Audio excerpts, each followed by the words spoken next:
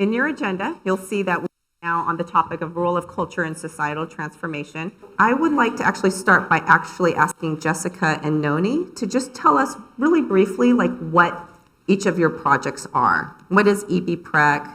What is Runway Project? Just an overview that kind of lays the groundwork for this conversation.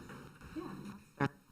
So I think in a very practical way, Runway Project provides capital, particularly early kinds of money, to African American entrepreneurs. And the type of money that we are giving these businesses is what we call friends and family money. And specifically, it's that early round of money that when people say, you've got a really great idea, you should borrow money from your friends and your family. But then when you look at the disparities inside of wealth, you realize very quickly that your friends and your family do not have that kind of money. And so what ends up happening is that the kinds of businesses that get put out into the world really start to look like one group of people very much, and it doesn't really represent the full swath of who we all are. So we step in and provide that kind of capital. We work with the entire ecosystem around businesses. So we're working with technical support providers, business consultants, and banks, depository institutions, CDFIs, the whole gambit to really get them putting money out in ways that are appropriate and friendly and responsive to those borrowers. So that's the sort of short version, but we really are thinking very deeply that we have with the way that we steward our money, how we pass that along, and what we think about who we should take a risk on, who's worthy of those opportunities. All of that stuff is embedded in that. And these are cultural responses that we're challenging.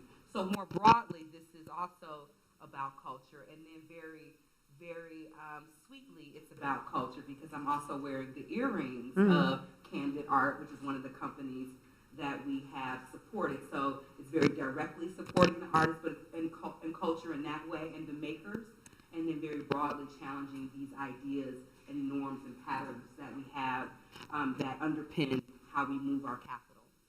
And I just want to put, I'll do this a lot because I feel like we have a particular perspective that I actually want to make super transparent, which is when we first sat down together, there was a part of me that just thought, well, maybe the big picture of how we support artists in the, for instance, here in Oakland, African American artists, business owners, et cetera, is maybe they just need more, needs to be more intermediaries that support Black business owners. But talking to you made me realize, like, it's really important about who owns the ability to make those financial investment decisions, that it's not just transactional. It's really important that being of the community, in that community, that cultural tie is what is actually going to create that sense of self-determination. And the thing that really kind of brought it home for me is that if I remember correctly, that the capital that you raise through these conventional CD products are also capital raised from the community, right? So that they themselves have this connection then to the very business owners who they should be shopping with, right? Yeah. It's circuitous. It's another way that made me think about how money can be regenerative, right? Yeah. That piece was for me an aha moment. Originally, when we approached Noni and the team, because I know you guys all work very cooperatively. You are a co-op, but you work very much in collaboration with each other. So much time. And we have to still unpack what we're talking about when we say East Bay Permanent Real Estate Cooperative, which I hope you will do. But at first we were like, so we have a whole funding category around supporting ownership of assets by artists. And at first we approached it because we were like, ooh, maybe this will be a good way to get into a little bit of the real estate issue because, hello, we're in East Bay, California. Real estate is super expensive.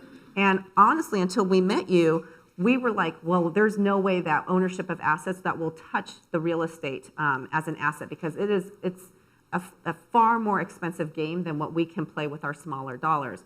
But it was actually, you mentioned it as, you won't maybe remember, but you said, I'm a cultural anthropologist by training. And then suddenly I was like, wait, let's talk about it this way. And then it was like, oh, this is about empowerment, about kind of taking not even just control by a cultural community of real estate assets. It became more about like a process of how people can start to work together and reclaim a way of working together that over and over people have divided and, I mean, people literally saying you can't be in this community, either through prison systems or gentrification, et cetera. We originally launched our vision on the basis of helping people of color, Black, Indigenous, people of color, and allied communities find, finance, acquire, and long-term asset manage land and housing in Oakland and the East Bay. We're doing this through this model, so we are the East Bay Permanent Real Estate Cooperative, but we're piloting a model called the Permanent Real Estate Cooperative. And it combines some of the most impactful elements of different socially driven organizations we find in our communities. However, as separate entities, these different elements that I'll name shortly have not really had the impact of stabilizing the most underrepresented communities. You could call them frontline communities. I'm talking about Black people, right?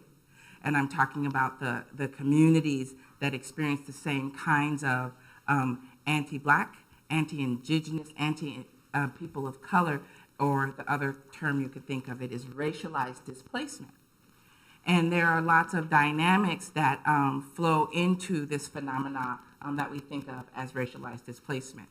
And so we combine several elements, primarily founding in the community investment part of our model, where you can think of what EBPREC does as a housing and solidarity fund, but it does so much more than that. So we bring in $1,000 investments from community members, non-accredited investors, folks with a net worth of $1 million or less, for a 1.5% return over 5 years. However, that's not the end of the story, because you got to understand that assets in Oakland and the Bay Area are $1 million or above, period. So we gathered together 100 to 200 investors around a particular project, and we use that community buy-in to move our projects through our mission-aligned lenders and investors sphere of influence, right? So we take these projects that are put together in relationship to community members who bring us projects. So our first flagship project, about 9 folks found their apartment building was going up for sale. So we created bios. We came up with the vision for how they are already impacting the community, how they would like to continue to create that ripple effect through stabilized housing. We supported them with a community investment campaign. So that's all the communications, that's all the outreach, that's all the financial management of the capital that we bring in. We exposed that project to program-related investment, mission-aligned investment. We found that we even are able to expose the project to some government funds if we have the right partners. So we also bring together the other folks on this landscape of trying to stabilize and act in trust and in advocacy for the community. So our first project is in partnership with Northern California Land Trust. Our second is in partnership with Oakland Community Land Trust. Our third project is in partnership with a concerned community member who didn't want to see another $1 million townhouse built in the middle of West Oakland, right? Our third project will be in partnership with about 5 different organizations. So we combine the community investment model, the movement building and organizing model, the cooperative housing model, the worker co-op model, and the land trust model to support folks who normally wouldn't have the time, the skill sets, the networks, the resources in coming from vision to long-term asset management. And it's a recognition that the whole chain from beginning to end has been broken in underrepresented communities, right? And wealth building for communities has to extend past the attainment of the asset itself. I was talking about this the other day where we misrecognize the power of assets, the power of commodity goods, and what actually has to happen outside of that. Because if you look historically, you know that at the moment that emancipation happened, there were Black folks who knew that you needed to attain land and housing and assets. But there are lots of other network, capital, political, personal, communal mechanisms that dismantle that generation after generation after generation, right? So we're looking to extend past the moment of attaining the asset and recognize that there are durable networks that have to be built. There are skill sets that have to be reinvested into the community. There are long-term, more complex financial management skills. There is land trust work that has to work so that it resists, if you will, mission drift, even among ourselves as we're relearning how to build together, what to build together, and how to face this transformation of our economy. Right. So we're looking at from beginning to end to create something durable that every generation you don't have to reignite a whole community to do so. And what I'm reminded of is that in some ways, I don't know if it's because we're still super naive and are new to this work, but it feels like a lot of the work that you guys are describing, both in your own community, but we're seeing, of course, because there are others of you in this room, pockets of this kind of effort in other communities. North Minneapolis is an example, also certainly in Boston, is that it's so complex because what you're describing is it's not enough to do this work, and I want to start to unpack what this work is, right, through this cultural lens. It's not enough to just say, I'm going to just do a community land trust. You're talking about building an entire infrastructure and a way of behavior, right, rooted in a sense of people who are in it together. That is just deep layers, right? I mean, even just the sense of like, how do you get people to say, oh, I'm in the community, my decision, my vote on how to deploy capital, for instance, that's not something that's ingrained into so many communities that have been disinvested from. So I also want to just also credit that you guys came out of an incubation effort, if I remember correctly, by Sustainable Economies Law Center. And I just point that piece out to say it would be unfair to rely, including us, on just these leaders to be like, do everything. We actually have to start, I'm just talking personally, we have been having to really also look at what creates a soft landing, what tills the soil. There's a whole nature of ecosystem sort of funding that is necessary, and I will say falls out of so many foundation guidelines, right?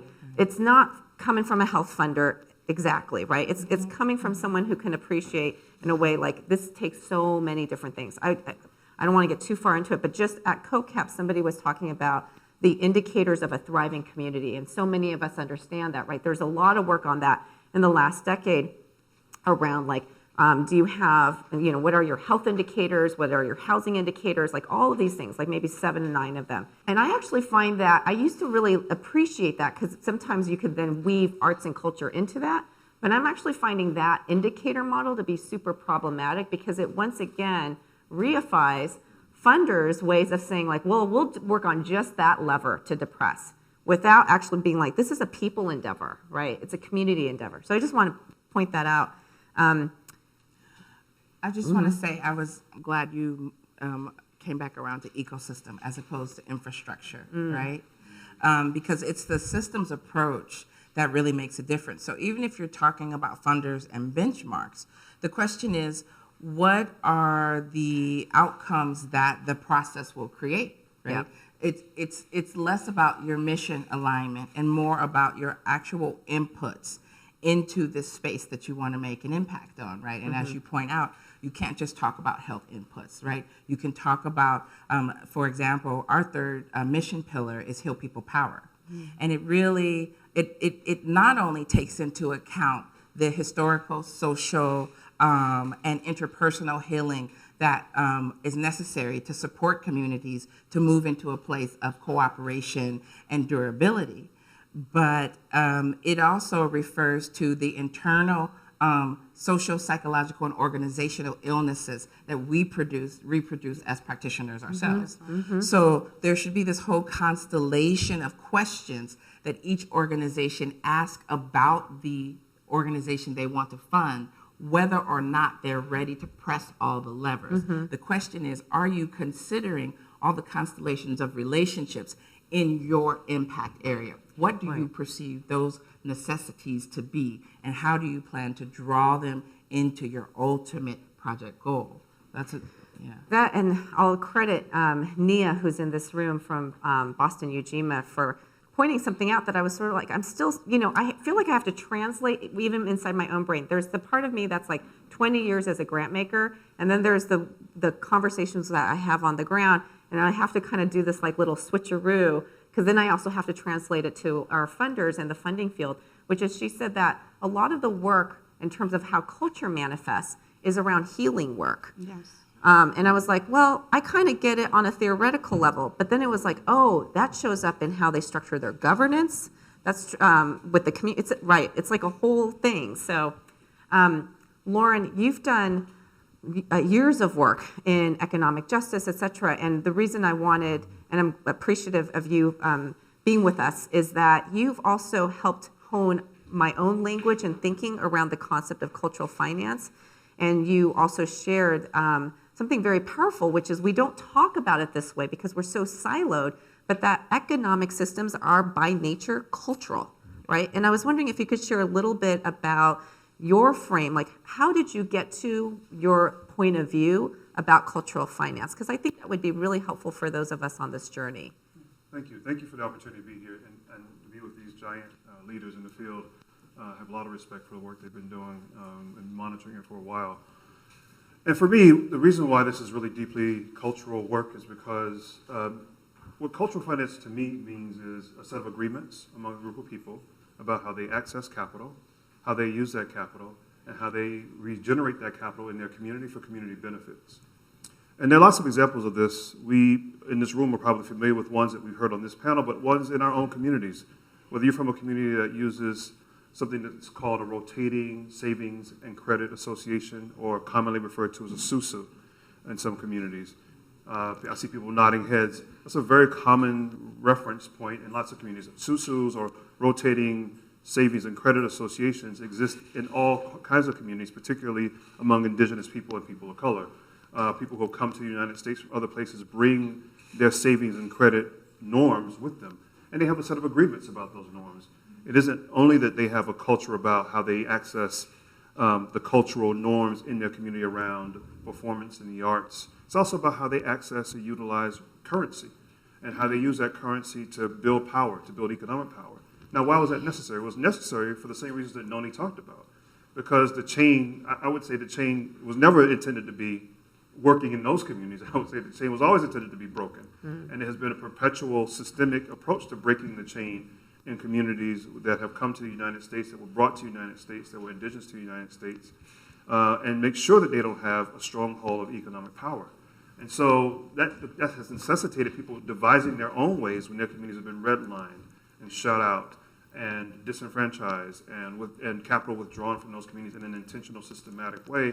It's been necessary for those communities to come to the U.S. or arrive in the U.S. and devise their own way of managing currency, of managing resources around their own cultural norms, around their own set of agreements, right?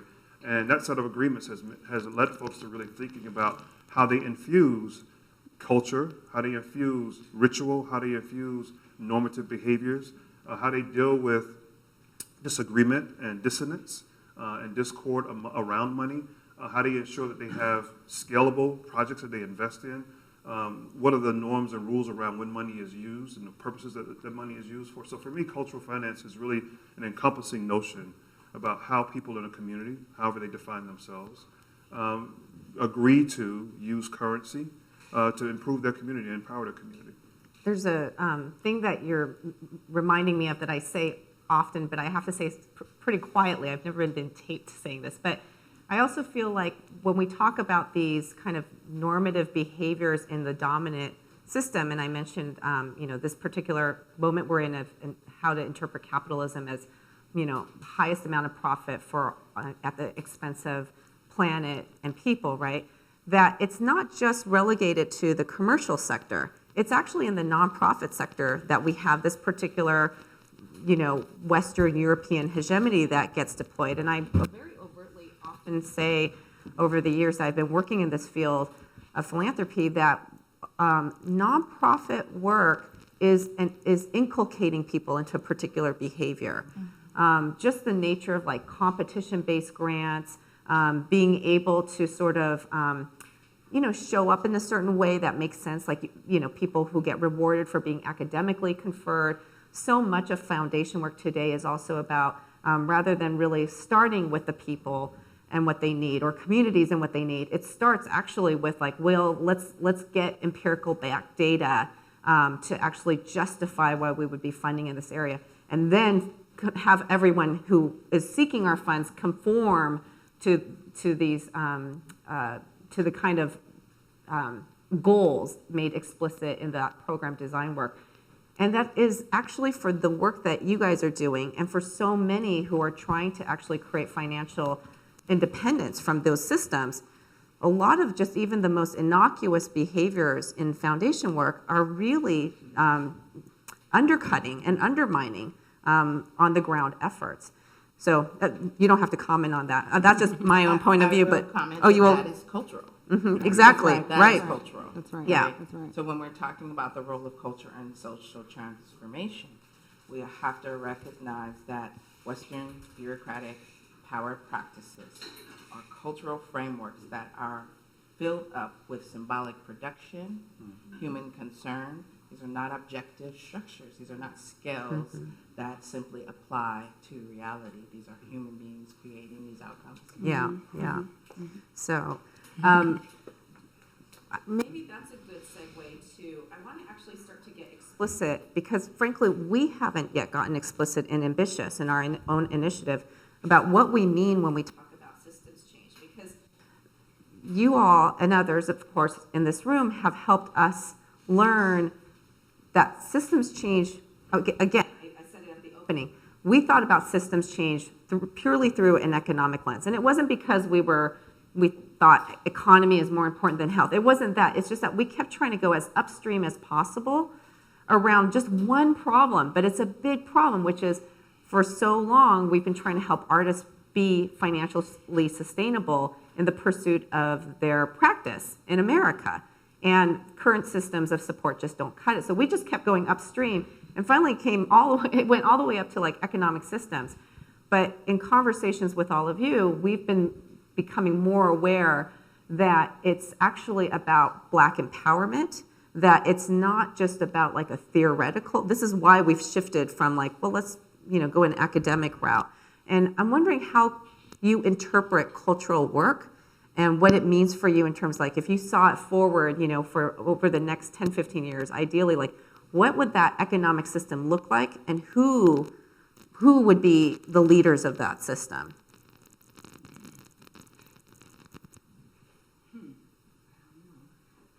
Oh, I know you know. No, maybe I just couched it in a confusing way, but I don't know that I'll land on the exact question, but something that's been said that's sort of been percolating right now is, one of the things that we thought about with the Runway Project and, purchasing certificates of deposit, because there are lots of other ways this could have happened, but we thought about the cultural sort of relationship between institutions and things that are already there, what you already know about, how you speak to each other, and what the perceptions of risk look like for everybody differently.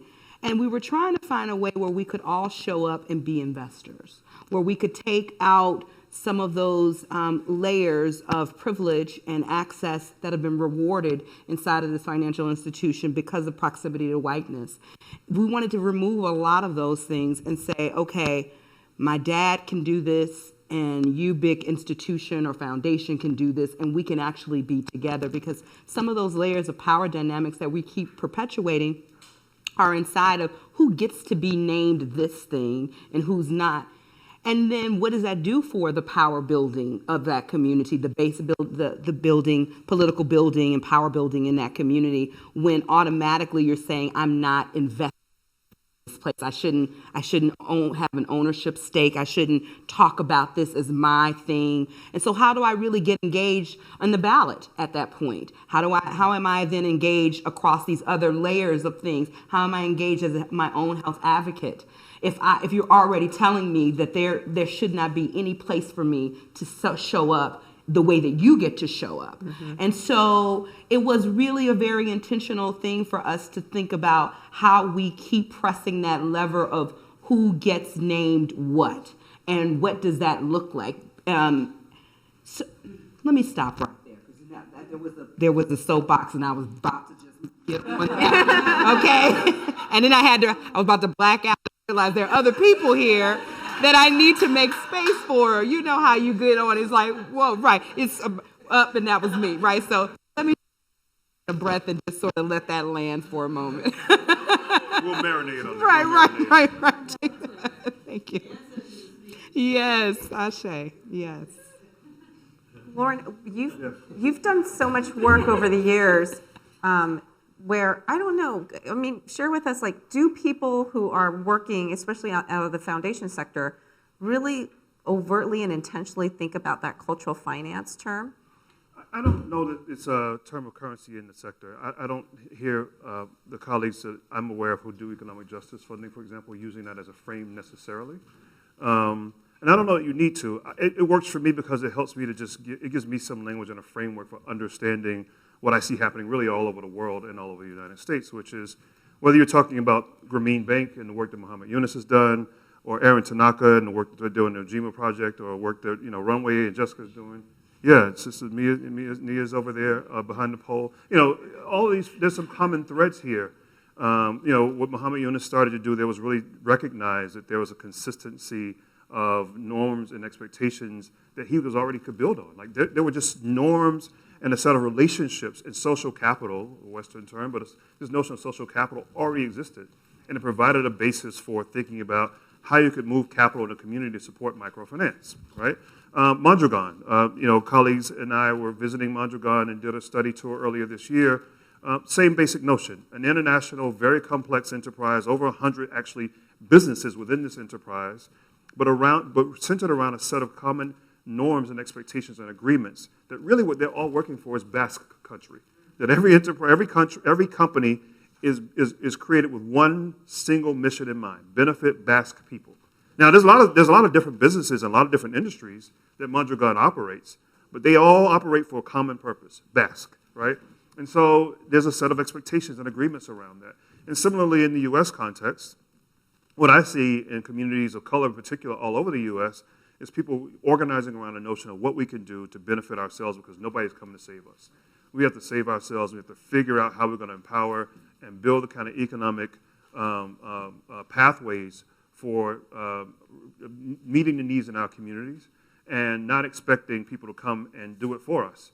The historic record shows that no one's coming to do it for you. In fact, if they come, they may come to destroy what you built. Right? And so the notion really is, in philanthropy, is how can we use all the tools of foundations, all the resources, and I mean all, the 5% that we grant and the 95% that is invested, to really make a difference in elevating the work that Jessica and Noni and others like them are doing in the U.S. and around the world. Thoughts? Yeah. Slightly challenging thoughts. So, right. I think that there is a silence around the fact that Black Americans, Black American communities, at least me being raised on the West Coast, it's not the South, cannot be said to have a very specific to their needs, frameworks, and history cultural approach to using, circulating, and recapitalizing, if you will, money. That is part of the structure of disorganization that causes Black American communities to be so vulnerable to every movement of the market, to every cycle through communities, to every need. Because the cultural approach that we are told to use and caused to use, first of all, is a Western capitalist approach. And that approach structurally excludes our usage, right? So if we're talking about cultural usage of money, we have to not just say like, oh, well, look at those black folks down there in the lower bottoms. They could use the susu because they are descended from the African folks from some very specific region among scores of countries, right? What we have to think about in relationship to culture and the use of money is rebuilding, reaffirming, and even recreating something that is very specific and functional for the people that we're engaging with, right? You point out from the very beginning, friends and family, I cannot call my cousins and ask for $1,000. I actually have to give that to them because they need that from me. And in terms of financial organization, even, oh my God, the panel Annie McShears was on where her panel mate mentions, do not give a black bank $100. Their cost of transaction costs so much more than that $100. That's the way to destroy a black bank quickly. There are very specific exigencies of black dispossession in the U.S. that have to be looked at, taken apart, and understood in order to speak of anything like a cultural convention around money, finance, and capitalizing, right? And that's what we're trying to recognize through using cooperative principles, right? Because I definitely believe in the Mondragon model, but there's a homogeneity, there's a coherent national identity, there is a land base, there is a notable, at least now, in the beginning, they were so poor that this is probably not the case, but there is a notable absence of systemic interference with their ability to create financial unity. And those conditions are all hold in the opposite in Black American communities, right? We're coming off of the 90s of predatory lending. That was racialized, right? When you go and look at actuary tables for risk factors, out of the box, not being a white-skinned person downrates you by certain points. That is racialized and systemic. So in order to make any of these claims that we're making for our work, there has to be a courage to talk about the fact that I cannot walk my brown behind into just any old bank, whether I am degreed, whether I am named the executive director, whether I am on the front page of the New York Times and receive a loan with the same kinds of asset base under me as my white counterpart. Right. You cannot disappear that. Yeah. There's also something about, so in this conversation, where we show up is, I think about the legacy of just arts and culture philanthropy over the past 2+ generations. And to this work of changing not only economic systems, but building back up communities who have been so extracted from, arts and culture done a lot of damage. And here's why I'm going to share the frame for how we come into this conversation. You know, it's very easy to say that largely arts and culture in America through institutional support is very much about Western European hegemony and inculcating others to that. And it happens in very specific ways. It's, you know, artists in America have to be degree conferred, that they are, that they look a certain way. What I'm also seeing is that right now we have this moment where there's a lot of efforts within philanthropy for, and I really hate that it's become an acronym, DEI support, diversity, equity, inclusion. And I'm always like, equity work looks so different than those other two, right? But the reason I say all this is just to say that I'm still right now dismayed that when people talk about, oh, we're doing inclusive economy work, we're doing inclusive economy work, or we're doing just transition work, et cetera. It's devoid still about acknowledging a lot of the damage that even our own industries have done to participate in actually taking away power from certain communities. And even in the grant making, even if it's to really good, whether it's activist or movement organizations, the way they structure the funding to me is highly problematic, right? Asking for your time to do a specific project or whatnot, rather than investing it in a way where it's just like you guys actually, in some ways it's redistribution I'm asking for, right? Like where that wealth of different kinds of assets, network assets, intellectual assets, etc. All of that is, it's not dictated by the funder, right? And so just my long-winded way of just acknowledging that we don't clearly have the right answers, but that we all actually need to be thinking about how we can actually support work of, that you guys are leading and others, where we actually have to start to step back, like very deliberately. Can I say, sorry, babe, I just want to say one thing in response. I challenge whether or not we don't have the right answers. I feel like I don't. Yeah, in the sense of, I'll give you an example, in that this connection between these sort of, my background is in non-governmental organizations internationally, and then the U.S. nonprofit industrial complex, if you will. And there's a continual generational, like every generation through these fields, there's some sexy term, right? So if we go to international development, we were talking about structural adjustment, and then we were talking about austerity, right? And so right now we're talking about diversity, equity, and inclusion. And if you look at, for example, the intentions of the city of Oakland to add 5,000 housing units to downtown Oakland under the banner of diversity, equity, and inclusion, and these household units are going to reach 80% of AMI, right? 80% of AMI is about $80,000 to $85,000. The average white Oaklander makes $85,000. The average black Oaklander makes $36,000. So then under the banner of diversity, equity, and AMI, you are using funding to build 5,000 new units that, if you look at the naked, clear-cut numbers, are specific set-asides for white Oaklanders. Specifically excludes black Oaklanders. There is no question or confusion around whether that is the right approach or not. But you can go, my cooperator can pull the document out that shows those two things on the same piece of paper as a diversity and equity inclusion goal.